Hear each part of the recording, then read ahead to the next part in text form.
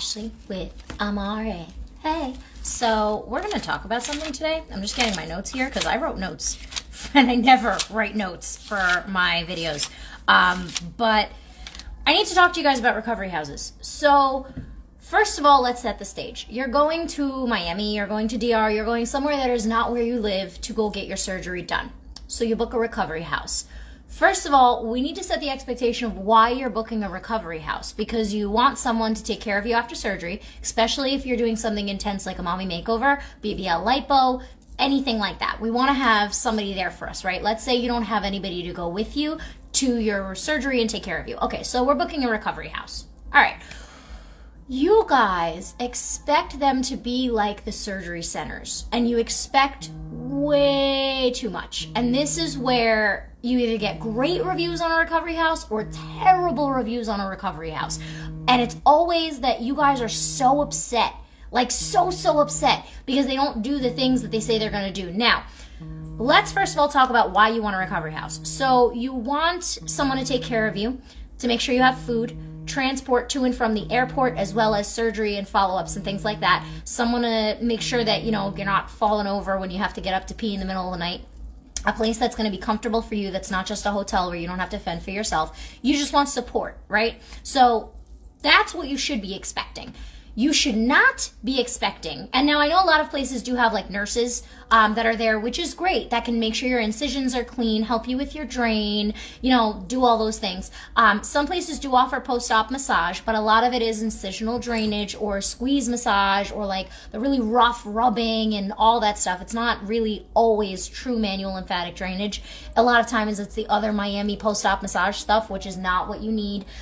If you're confused about what you need massages post-op, I would suggest watching my video that I put out a week or two ago on what massages you should be getting after surgery.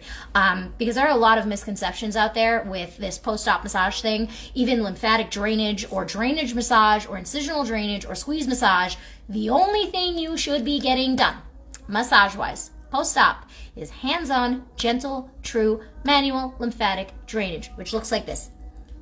This is it.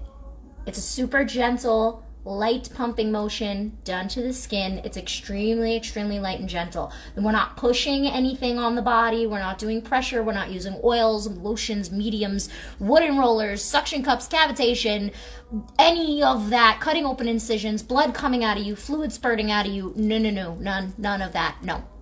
So, a little bit of a rant, but you know, book these recovery houses and they tell you, okay, you're going to have a nurse. Okay, we're going to feed you. Okay, we have somebody that comes in and does your massages. Okay, you're going to stay this long. Okay, that's great. Wonderful. So you think you found the right place. Then you go and the food is chocked full of salt, which will make you swell and leak 1,000,000 times harder. Or the massages that they promise you are extremely painful and girls are screaming at the top of their lungs and crying, or you have to take major painkillers before your massage, which again, red flag, is not real post-op massage. It's not what it should be. It shouldn't be like that. You shouldn't be in pain. You shouldn't be crying. You shouldn't have to take painkillers. They don't wash your faja properly. I've heard of places not even giving you your meds or picking them up, or giving you too many of your meds, like they change shift, whoever's there, and they OD you on your meds. I had a client who came to me and had to go to the hospital because she fainted because they OD'd her on her meds while she was out there. There's a lot of problems with that when she came home, but I have firsthand experience with that, having a client that had that. Like I said, they don't pick up your meds. They don't speak English. I've heard a lot of that, where the people there don't speak English at all. They're giving you Gatorade, which is chock full of salt, or coffee, which will dehydrate you, and all kinds of bad stuff, things that you really shouldn't be having after surgery. Chips with lots of salt in them, things like that, saying that they're feeding the fat. Guys, these places are not medical professionals. Now, the reason I'm doing this video is because I've been getting so many of you asking me, what are good recovery houses in Miami? Well, I can't really say because I don't have any connections out there. I am building a network. Hopefully soon I will have some actual names for you guys as far as like where's good and stuff like that. And if you know of any good places, please feel free to drop a comment in this video so that I can make contact with them and start sending people there. That would be awesome because it would help me and it would help you guys and it would help them. But I don't have anybody as of yet. I have a few places that I could recommend, but here's what I'm going to say. When you're looking for a recovery house, major red flags to run and not go with them. Number one, they have a WhatsApp, but not an actual phone number. Number 2, they only have an Instagram, they don't have a website. Number 3, they want you to DM only and not phone call. Number 4, if they refuse to tell you their certifications. So I posted a post this past week about a place that I was contacting that I heard somebody told me about, that they wanted me to check and see if they were good or not. So I asked them for their credentials, for their licensing, because they said they were taking out stitches. And I was like, okay, who's taking out the stitches? And they were like, oh, it's under doctor's supervision. And I was like, okay, but who is actually taking out the incisions? Are they a massage therapist, or are they a nurse, or are they a doctor? And they're like, oh, the doctors are too busy for such a minimal procedure. And I was like, okay, so who's taking out the stitches? Like, what is their licensing? And they stopped answering me after the last thing that they said, which is, we can't give out that information. Guys, all of my credentials are on my website as far as what I'm allowed to do and what we're not allowed to do. Massage therapists are not allowed to be touching incisions. If you have a squeeze massage person out in Miami cutting you open, if that person is not a nurse or a doctor, run for the hills. If they refuse to tell you their licensing and credentials, which you are allowed to know, run for the hills. So there's that. And this is a funny one, and somebody brought this up to me. So I posted a reel about the woman at that recovery house in Miami saying that she's sending her patients to the hospital, and in 6 years she's never had to do that. But if she's sending her patients to the hospital, it's because she's trying to get away from their Krabby Patty ass, because she knows the hospital's going to keep you. So she's going to say, your blood pressure is low. Oh, we have to go to the hospital just to get away from you. Guys, if you catch a vibe, because this is what the person sent to me. They were like, hey, I called this place. They already took my money. They already took my deposit. But I caught a vibe, and now they're not responding and not answering. What do I do? So this is my big point about this. Recovery house is not a medical facility. It is a recovery house. There's this thing that's been going on in Miami where recovery houses will pop up for 8 to 9 months. There will be no website. It will be DM only. It'll be a WhatsApp phone number. And then all of a sudden, 8 months later, poof, they disappear. They never existed. Gone. Like, out of nowhere. Why? Because they're doing things they shouldn't be. Because they're not licensed to be there. Because they're not certified. I actually had somebody comment and telling me that there are some recovery houses that are just like a house somewhere that aren't actual, like, coded and zoned properly to be a business, which means they probably don't have a business license for the town. Now, guys, again, caveat, this is not every recovery house that I'm talking about. These are just the horror stories that I've heard being in my line of work, and I continue to hear them every day. This is constantly ongoing. So I want you guys to dot your I's and cross your T's when you're looking for these places. When you are looking for a recovery house, do not fall into the trap of being desperate to find some place. You are better off renting an Airbnb and having someone come with you if you cannot find someplace you're comfortable with. Now, I also know about these renting a nurse thing, like this nurse Shoney person who's stealing people's money and not showing up, and you guys are just blindly giving money out there to people to take care of you post-op and not checking their credentials, and then they don't show up and you never get your money back. I know a couple of my fellow therapists that do post-op have posted about this woman. And there are other nurses that do that too. Now, there are nurses, and I've seen them, there are nurses who do post-op care who are wonderful, and they'll come, to your house a couple days, or they'll come to the recovery house a couple days after surgery and check your incisions, make sure your wounds are closing, drains, care, all that stuff. They're awesome, and that's what you want. What you don't want is throwing your money to someone who only has a WhatsApp or a DM and then never shows up, or a recovery house that disappears out of nowhere, poof, right before your surgery, and you've already put down a $2,000 deposit. So, when you're verifying your recovery houses, number 1, make sure they have an actual website and phone number. Make sure they're a reputable business. Number 2, speak to someone there and actually talk to them before you go putting a deposit down. If they only want a Venmo, a Zelle, something like that, only that kind of deposit, they're gone with the wind. You got no protection. So make sure you're actually talking to these people and making sure they're real places and not just late night DMing places trying to get in somewhere. So there's that. Once you talk to someone, I highly suggest asking about the massages. And this is a problem in Miami, as we very well know. If they are doing incisional drainage, and it is not a nurse or a licensed practitioner draining seromas or dealing with drains or any of that stuff, that is a no.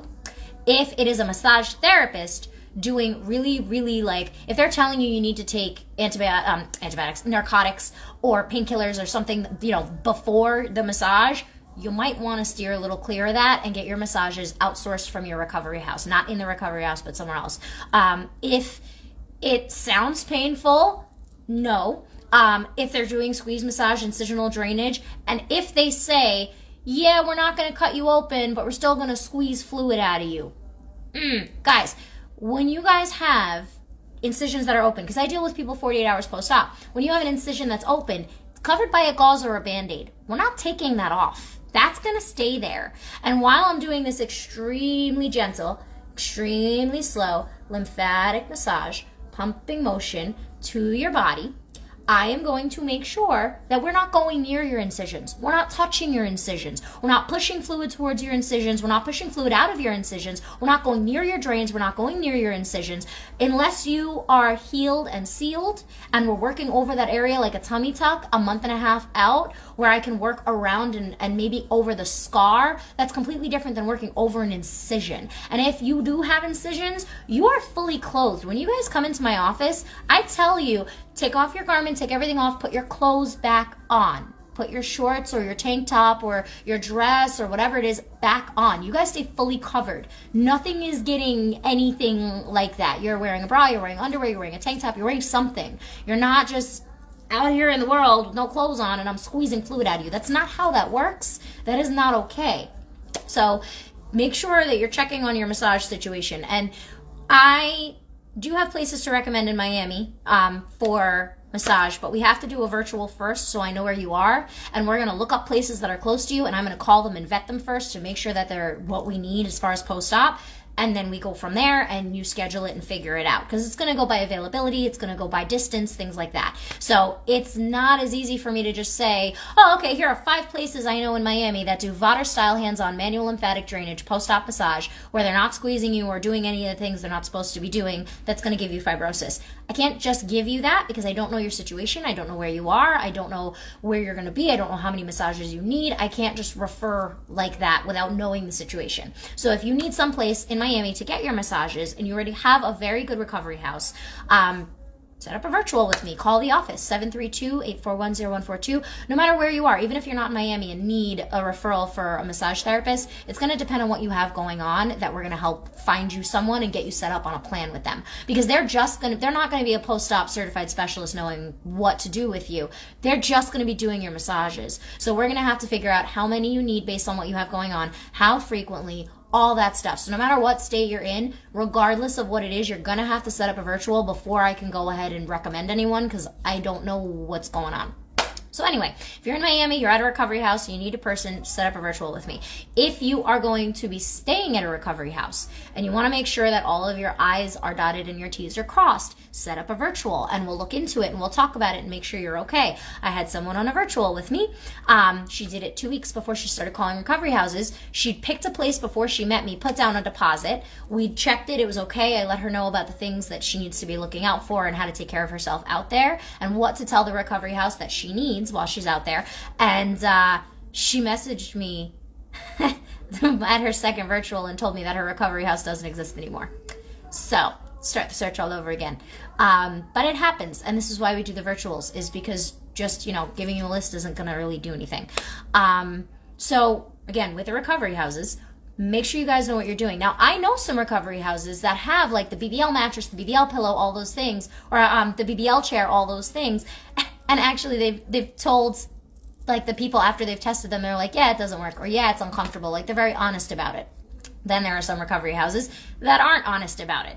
They're, they're not certified people. They're not even like certified post-op people. They're not doctors. They're not medical facilities. They're not in the post-op world the way that I am as a specialist, looking at your body, your anatomy, your physiology, the science behind all of this stuff, the medical knowledge behind your healing and all of this stuff and what to use and what to do. They're just people that are in the post-op world offering this stuff, but they're not going to be me in a recovery house. They're not going to know every single thing. They're not going to be able to look at you and, anticipate what you need. You have to tell them. You have to know what you need going into this. So I suggest if you don't know what you need and you're looking into recovery houses and you're like, I'm not sure that this is the one. I don't know if I really like this. I put down a deposit. They seem okay, but I just want to make sure I have everything squared away. Set up a virtual with me and we'll get you squared away with all of that. But you got to stop acting like these places are going to be the end all and be all. They're going to be great for what they are. They're going to help you while you're out there. Then when you come home,